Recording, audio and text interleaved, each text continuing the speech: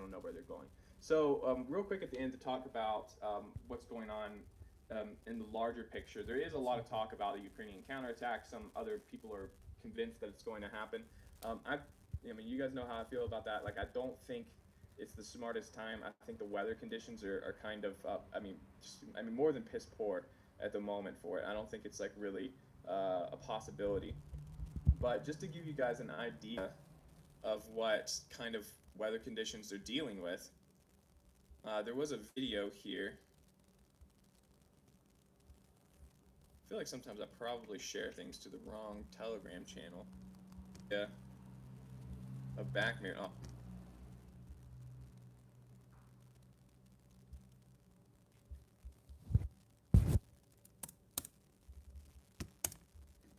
I'll turn that down some. These are not very good conditions for a counterattack. So, I mean, I am very skeptical that that is going to happen. I very well could be wrong. You know, I'm wrong pretty often, so, you know, keep that in mind. But, you know, at the moment, you know, maybe in a week or two, there might be something different. You have to keep in mind Ukraine does have, you know, this large new force of Bradley fighting vehicles that they're training on. They have these Leopards that they're training on. You know, I highly doubt any of that. I think that stuff's going to be used for a counterattack at some point, but I don't think they're ready to use that. I think it'd be a waste to use it without at least a couple weeks or a month or two of training on it. To you know, to get to the point where these guys can actually drive the stuff like effectively. So, all right, just some other quick notes, real quick before we move on here, just to show you guys where the assault activity is on the front. Aware of Ukrainian plans to stage an offensive, noting that Russia's general staff is making its own assessments on the matter and planning a response. And you know what's so interesting about this spring offensive? It's not just that Ukraine is worried about, and Zelensky is admitting that they don't have the weapons and they're not going to probably get them anytime soon, or at least in the volume that they're going to need to sustain a spring offensive. And I think that's why Zelensky is saying this, because there probably is a lot of pressure right now on Zelensky to get a move on. May is right around the corner. That's only a little more than a month away. So Zelensky is sounding the alarm. And what's so interesting about this is that what Dmitry Medvedev says, well, we're making assessments and we're preparing. Well, of course they're preparing, everyone, because get this. So what have we heard? We've just heard over and over and over again that that Ukraine is preparing for this. Ukraine is preparing for this. They're basically giving away their plans. What kind of military strategy is this? I'm not a military strategist. So, can you see me? So there you heard from, the first guy was a pro-Ukrainian guy. I'm going to go to get some bed light real quick. I'm going to tell you why these guys are both wrong, but they're right. I mean, their analysis they make some great facts, but don't lie. That their conclusions are incorrect. So yeah, it is ridiculous for Ukraine to do a counteroffensive in spring, for the reasons that the first guy said. The weather is not a good condition. They just still don't have enough training. By the way, I am pro-Russian, so you don't need to call me a Russian propagandist or whatever. The Kremlin doesn't pay me. I just believe in my heart that they are in the right, and I don't support any death or any of that. But anyway. So you heard from the first guy that Ukraine is not prepared. The weather conditions are bad. The other guy was quoting Zelensky that they don't have enough weapons. And then there's another guy, Colonel Douglas McGregor, who's, I guess you could say, he's pro, Russian kind of something, he says, and he was a advisor to Secretary of State for Donald Trump or some shit like that. But he's a military guy. He operated stuff in Desert Storm. Good credentials, probably great. He says that they don't even have the manpower. So you put all those things together. still need training on the new weaponry and vehicles. Don't have troops, don't have ammunition, weather conditions fucked up. And then you have to sit back and look at it and go, they're fucking crazy. They're fucking crazy. But then we've got guys, like Clayton Morris over at Redacted, and he's over there, and you know how he talks. He's like, and they're certain. We know now that they're going to do this. No, they're not. There's not going to be a Ukrainian counteroffensive. There isn't. Now they're going to act like there is. They're going to go through every motion as if there was a Ukrainian counteroffensive. And up until the last minute, they're going to say, oh, no, well, it's not the right time. And then they'll push it back to summer. They'll say, oh, there'll be a Ukrainian summer offensive. And if Ukraine doesn't collapse, then they'll push it back to winter.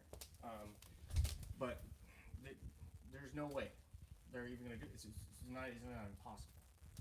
So I want you to think about something, because I'm going to make a few more videos, and they're all going to lead back to the same road. Why are they announcing this? And that was Danny's whole thing. The other guy was like, they're just giving it away to Ukraine. They're just to Russia. The Ukrainians are just giving it away. They're telling their hand. They're putting their cards out on the table. Well, maybe, but I think they want to keep Russia on their toes and assume that they're putting out a counter offense. I think they are so into character that they have to stay into character. They have to not only convince the Russians and the media, but they have to actually convince themselves. They have to. I think only very few people know. At the end, I think even the guys on the front lines, they all think that there's going to be a spring offensive, but there isn't. You have to look at this. You have to change your whole view of this. Danny's view is that, it's ridiculous because they're giving away their cards. They're telling the enemy to move. The other guys, his logic is that they're not prepared yet. Like, wait, get more prepared. Don't rush into this. They make all good points, but here's the thing. You're looking at it wrong. These people, they're weapon salesmen. This is how you have to look at it. Once you start looking at it like this, then you'll start putting the pieces together, and you'll say, oh, shit, I see that. Zelensky is a weapon salesman. You will not go to whatever, CBS, go turn on the TV or YouTube or whatever, go watch Zelensky's last video. I guarantee you, he has mentioned weapons. He's mentioned tanks, fighter jets, whatever. Go watch Anthony Blinken or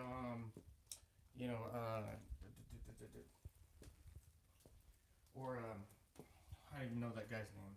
The guy, Piers Morgan or whatever. Just watch any of the people on the media.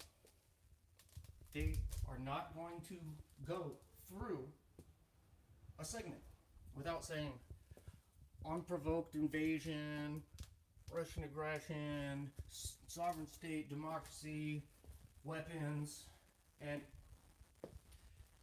you have to understand that they say it every single time. These people are weapons salesmen. This is their job. They're not telling you, and they might mix in some truth every once in a while because they can't just sit there and lie all day. But their whole, this is why they're telling you that Ukraine is winning. They're telling you Ukraine is winning, and that we just need to give them a few more dollars, a few more missiles, and they'll win. And why are they doing this? Because the people who donate to these congressmen, the people who, it takes $20 million to run for president, 50, I don't know what it is. Apparently it takes $1 million to run for Senate. So the people who donate to these congressmen and these senators, they're from the weapons manufacturers, pharmaceutical company, private prison complex, and not coming to mind right now. Wall Street. So these people, they get their favors in the end. So they're going to get a favor back from these people. When it comes time, there's a conflict, they're going to get a call from Lockheed Martin, Boeing, Northrop Grumman, Raytheon, Halliburton. They're going to say, hey, I need that favor now. You remember me? I donated, $250,000 for your campaign, $1 million, whatever. I need you to vote on this sending all these weapons to Ukraine. Now, and what does that do? It steals money out of the Americans' pockets, ultimately. So they say, okay, we're gonna, and they get them all. They got them all. They got Bernie, AOC. They got even all the Democrats. They got Lindsey Graham. Only like a few people were like, no, like Rand Paul and Matt Gaetz and who's that lady, Lindsay Taylor, whatever. There's only a few of them that really aren't corrupted, and this is how they cash in. This is why there's going to be war until you get money out of politics. So these people are going to vote to send our weapons to Ukraine. Then we send them to Ukraine. They're gone, and then they say, oh, well, we sent all our weapons to Ukraine, so now we need to expand our military budget, by, $500 billion or $1 trillion or whatever to make up for that. That's what's coming next. Watch. They're going to all be. My ceiling's falling. Shit. Just notice this. Anyways, so that's what's coming next. They're gonna say we're not safe now because we gave our weapons to Ukraine. We don't have all the tanks and this and that and whatnot. And it's not just the donations. There's a revolving door. When these people come out of Congress and Senate, they go straight over to Northrop Grumman, Lockheed Martin, and whatnot. You have to look at it. Don't look at it in terms of somebody taking territory. Okay, like look at it from these are weapons salesmen. That's what they are. They're here to sell weapons. When you go watch CNN, they're there to sell weapons. And guess who's paying for it? You are. American taxpayer is. And well, we're paying the majority of it. So are the German taxpayers and the French and the Australians and the whoever's. They're paying for it too. They are weapons salesmen. I challenge you to go find a segment about Russia or in Ukraine that does not mention weapons. There will always be mentioning weapons. That's their whole thing, is to manufacture consent. And what's mind-blowing is that they lied to you about, Bay of Pigs. They lied to you about Vietnam. They lied to you about, Iraq. They lied to you about, weapons of mass destruction, throwing babies out of incubators. They lied to you about Bashar al-Assad gassing his own people. They lied to you about Libya. They lied to you about everything. They even lied to you about COVID. And now all of a sudden your alarm bells aren't going off. You don't think they're lying now? You think all of a sudden we're just telling the truth? Unprovoked invasion. Putin's senile. He's got cancer and just this is his hoorah. It doesn't match his rhetoric at all. It doesn't even match his actions. It's really stressful. It's really stressful because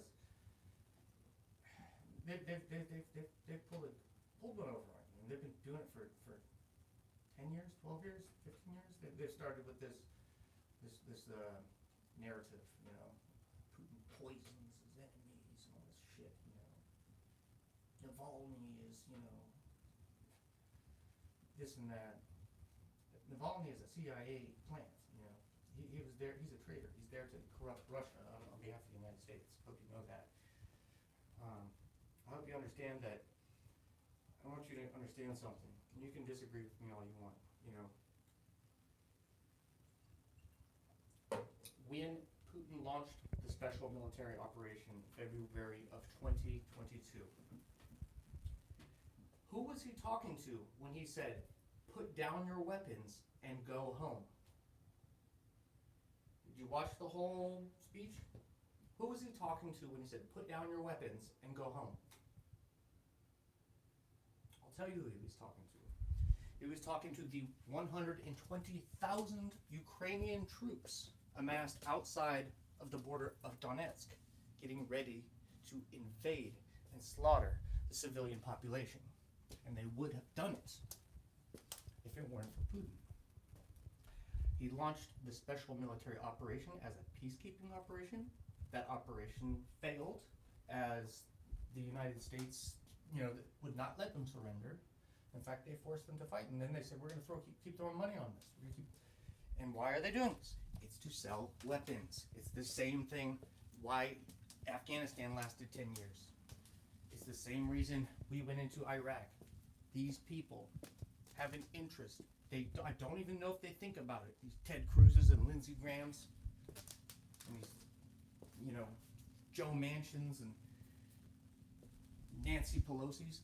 I don't even know if they think about the repercussions. They just go, you know what? This guy gave me $150,000, and I told him that when the time comes, I'd say yes to whatever it was. I don't even know if they think about it. But they just do it, and if you, like there's a saying, follow the money.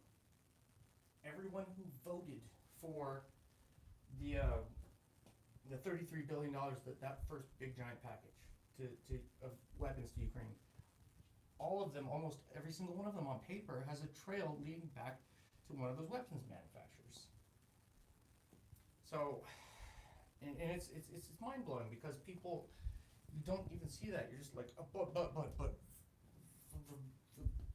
Putler,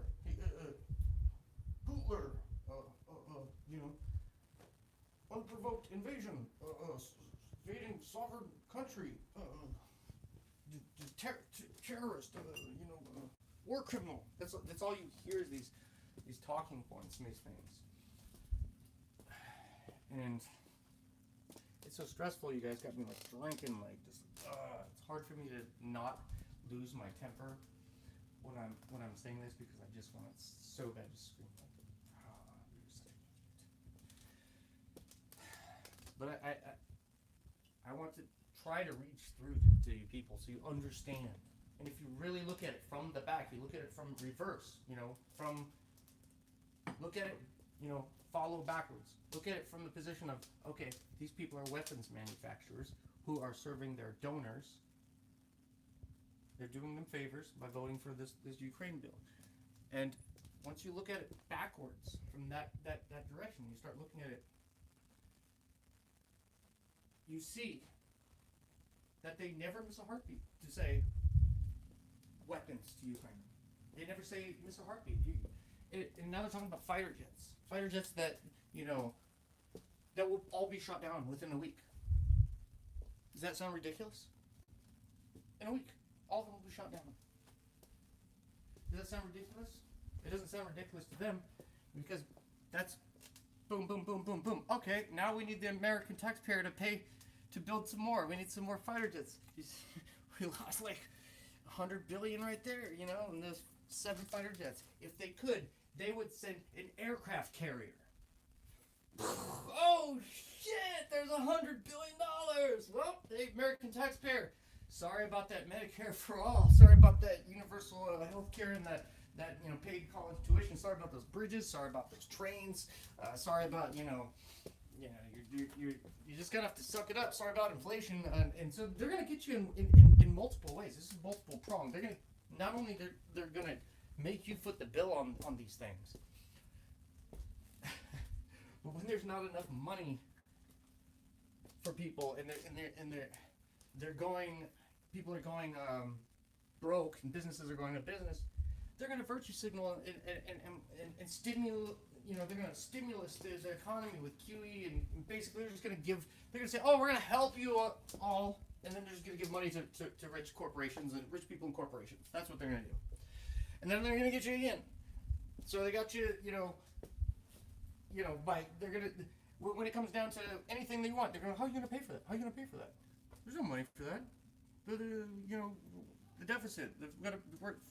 We got to pay off the debt or whatever. Because we spent all our money on wars. And so they're going to get you there, and then they're going to get you by fake, stimulus and by giving it just giving it just writing out checks to governments, and then they're going to say it's going to trickle down to you, and it never will. And then the third way they're going to get you is they're just going to pump money into. They're just going to print money, throw it into the economy. And these so you have to understand these people on TV. These people like I can't even tell you their names. I off the top of my head, I'm like Wolf Blitzer, because I watch a lot of media from like China, India. I've watched some Pakistani, I've watched some African media lately, some Spanish media. I use the translate feature and all kinds of stuff.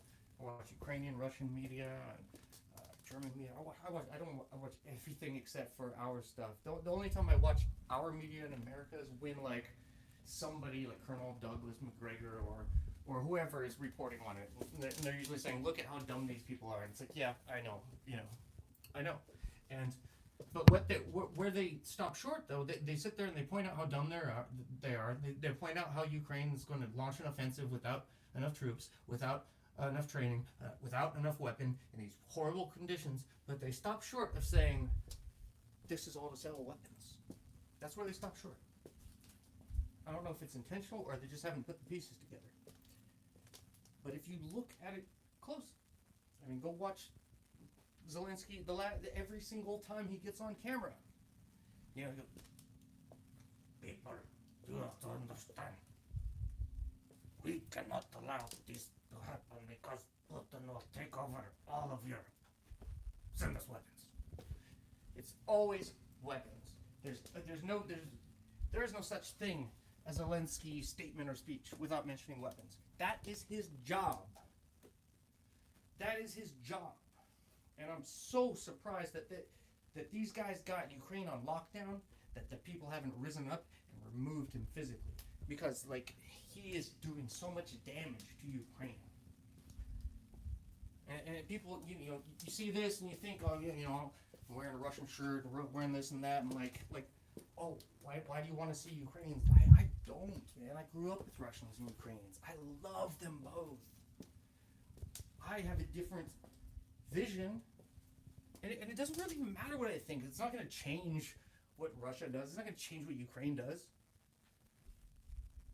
I don't get mad at you people for caring about Ukraine in your own way that you care about Ukraine, even though I think that you guys are clueless in supporting Nazis.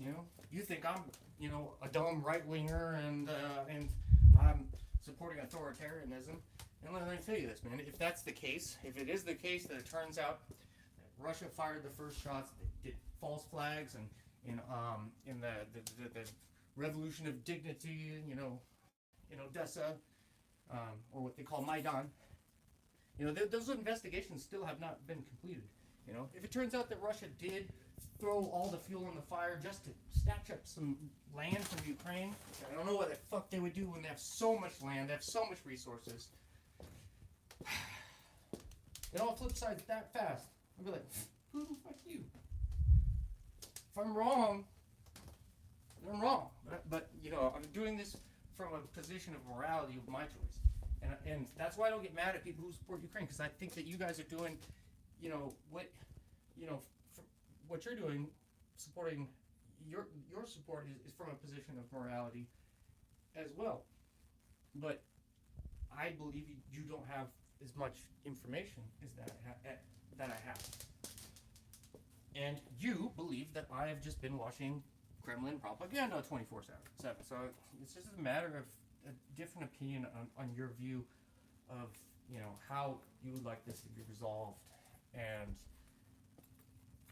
I don't think you're bad people.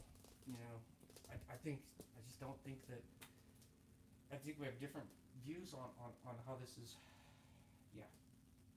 I think you've been duped. And I know you think I've been duped by the Russians. But so we'll have to agree to disagree. But I'm telling you, I've been following this for 8 years. So I am nobody's propagandist. I'm nobody's puppet. I'm not Putin's puppet or his apologist or whatever. I'm not going to apologize for him. He can apologize for himself. And quite frankly, I don't. What does he have to be sorry for? the way I see it is that the United States overthrew Ukraine, found the worst possible people they could find to be a thorn in Russia's side, gave them some weapons, and said, hey, you want more money? Keep doing this, and we'll give you more weapons. Keep doing your thing. And give them billions of dollars until they grew into a movement. And they just started killing people with impunity. And they infected the Ukrainian Rada and started killing people with impunity. And the government didn't do anything about it. Maybe out of fear, or who knows, whatever. And there's even reports that Zelensky's family's been kidnapped. And I don't know if they're true, but if you look at the overall, the evidence says, when's the last time you've seen him with his wife and his family? I mean, his rhetoric changed sharply. If you look at his rhetoric before the invasion about uniting Ukraine, and he even said that we should, hold a referendum in the Donbass. He said that. Zelensky said that. So, and then boom, now he's super ultra nationalist. Now he wants to cancel Russian gymnasts, and he's contradicting himself. And and this is where people just they don't get it. The pro-Russian people are like, see, he's a fucking liar, he's corrupt, and And I'm like, man, there's a lot of things that people do for money, but are you gonna just really like subject 500,000 or even up to 1 million of your people to death for some money? Really? Like, I mean, I'm sure he's corrupt on many levels, but like that corrupt? Like, I don't know. I mean, I think he's being strong-armed. I think some people have really got. I think they got it. I don't know if they got his family. I really don't. But I hope they don't. But I mean, his rhetoric did change, and it's starkly changed. Like, hey, I'm gonna patch up the differences, but no, we're gonna drive every single one of them out of here. If you're Russian, move to Russia. He said something along those lines, right? If you're, something I can't remember. If you want to speak Russian, move to Russia. Like, what? It's crazy. Banning the Russian language, banning the opposition party, banning the Communist Party, banning the Communist flag, banning just like all these things, banning like 5 Russian television stations, seizing the entire independent media, like all of it, seizing all of it. Like he sees like 5 or 6 media companies, and then the one billionaire guy, I can't remember his name, it starts with an A, it's like Alexei, whatever. He was like, here, just take them. He donated them basically to the government. He's the richest man in Ukraine now. I think Oleg Tynebach was before him. I can't remember. He's now you can look him up. Just Google richest man in Ukraine. Gave away his companies, and yeah. So this guy, I'm telling you, I know people's names. I know dates. I know numbers. If you want to say that I am a Kremlin propagandist, or I fell for Russian propaganda, like how much time have you put in? Like, have you put in? Let me just show you real quick, like what you're dealing with when it comes to I don't know what's the word I'm talking about.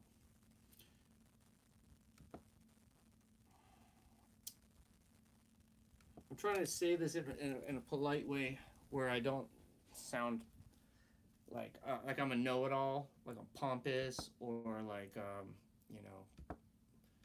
but I mean I've put in hours, days, weeks, just endless, endless stuff. It's insane. It's insane. Let me see.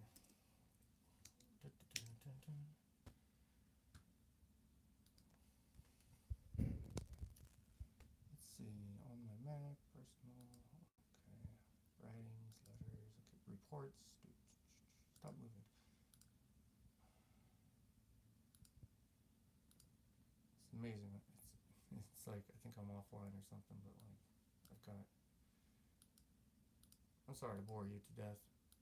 I won't do that again. Wow, nothing's showing up. I think I'm offline.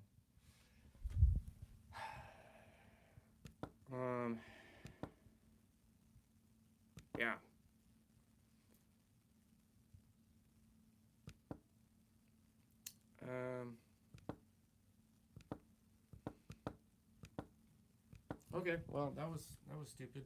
Here, want to see nothing? Nothing is showing up. But I have all this. I have all this stuff on Biden, Olaf, and like all these different. I've gone so deep into this. I don't know why nothing is showing up like right now. But I have these folders and then subfolders and subfolders. I have all these different Amnesty International reports, human rights reports. You know, if you go to just look at this. You know, if I type in Amnesty, you're gonna see this amnesty.org / look at this, all this stuff. And it just goes off the screen. Alright, I'll shut up, I'm just ranting now. But I digress. The point is that this is about weapon sales. Look at it from that direction, and you will see what I'm talking about. This is not, there is no Ukrainian offensive. They are going to act like there is going to be offensive, so that people will,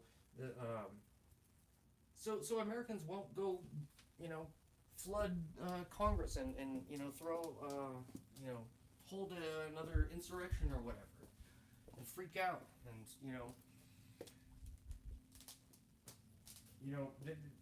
if they find out that these people are frauds that are serving special interests, they're traitors, like they're traitors. Like Piers Morgan should be deported. Why are you over here interfering in American politics?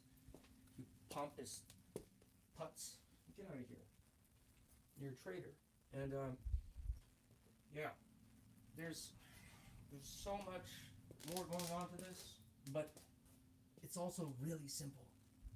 It's very simple. These guys are weapons salesmen. We elected them, I understand that. We elected them. They're our public servants. They're supposed to do this. But that's not how they see it. They see it as Northrop Grumman elected them. Boeing, Raytheon, Goldman Sachs, these people, BlackRock, these are the people who elected them. Those are the people that they cater to. That's how they see it. And so if we can just, like I said, they would give them an aircraft carrier if they could. Here, have an aircraft carrier. Boom, it got blew up. They'd be cheering. Yeah!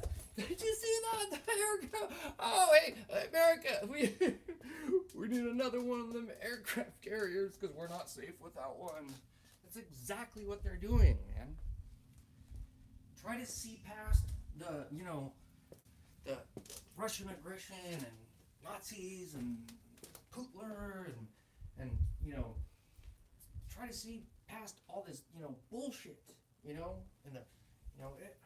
I did a list one day of all the things that the media said Russia was weaponizing, and there was over 180 things that I found on Google, because I put in Russia is weaponizing in quotes, and then one of them was frogs. Frogs! Russia is weaponizing frogs! And that wasn't the most ridiculous one. Let me go find that list. I have it on a computer over here that I don't have to boot up, actually. The most ridiculous thing in the world. And this will be the end of the video. I'm just going to read off some things to you that the media says that Russia is weaponizing. Let's see where they are.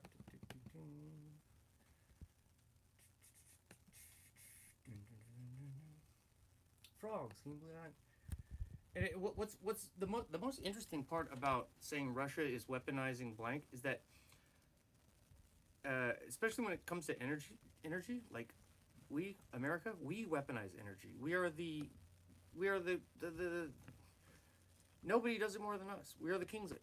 Nobody weaponizes energy more than America. That's like our thing. The way that they say it too, you can even tell that it's our thing, because they're like, they're weaponizing. That's our job. They say it in this weird way, like, wait, what? You're weaponizing energy? Like, you can't do that. Like, but is this it? I got so much stuff up here. It's amazing.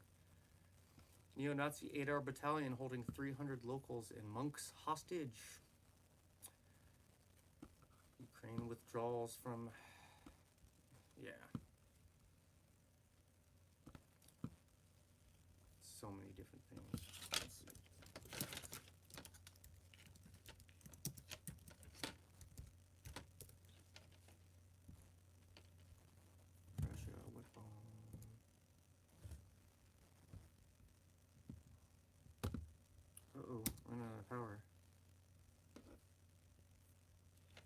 Something tells me I'm not gonna be able to find this either. I should have prepared for this stuff if I was gonna do,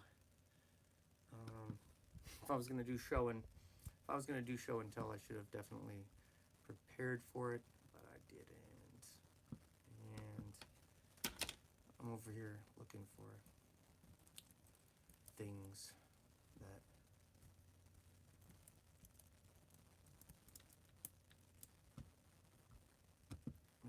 where are they? I have a whole giant list of all these different things that Russia is supposedly weaponizing. It's pretty hilarious. And I'm not gonna find it. Oh, and by the way, EU disinfo, that everything there is disinformation. And that's how they cover, you know? They cover by saying that they're a fact checker. And right, you can't trust the fact checkers. They are the fake news. They're the ones lying the most. So, yeah. Every time you turn on the news, stop yourself and go, hold on, what are they selling this time? What is it that they're selling? Just think about it. And if you look closely, you will see, like, that they're trying to convince you of something. They're not just reporting what happened. They're not saying, okay, this happened today. That sucks. No, they are trying to twist what you think. You know? They're saying, and they'll even start the premise off with, like, Putin says there's Nazis in Ukraine. Can you believe that? Oh, yeah, I can't believe that. What are those Russians and their propaganda? And they'll just proceed to, as a rule of thumb, if they say something over and over and over and over on multiple stations, there's something going on. When they sit there and say the same exact thing over and over and over and over and over, that should be a red flag to you that they are propagandizing you.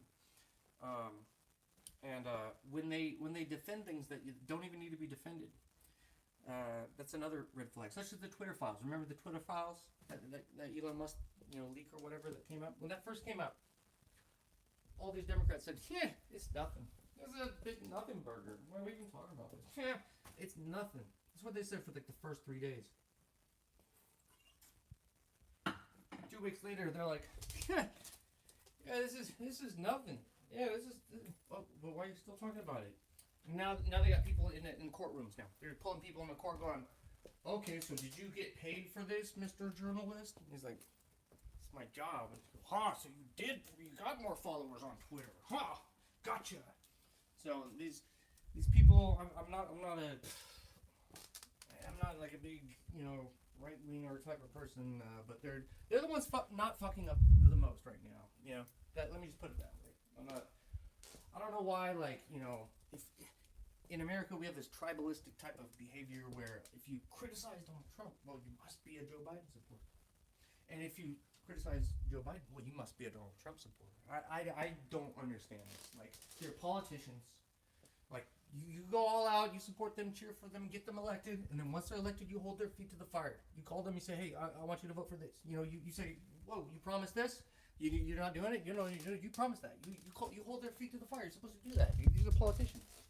Because if you don't, guess what? Somebody else is going to come along and drop money in their pocket, and they're going to do exactly what...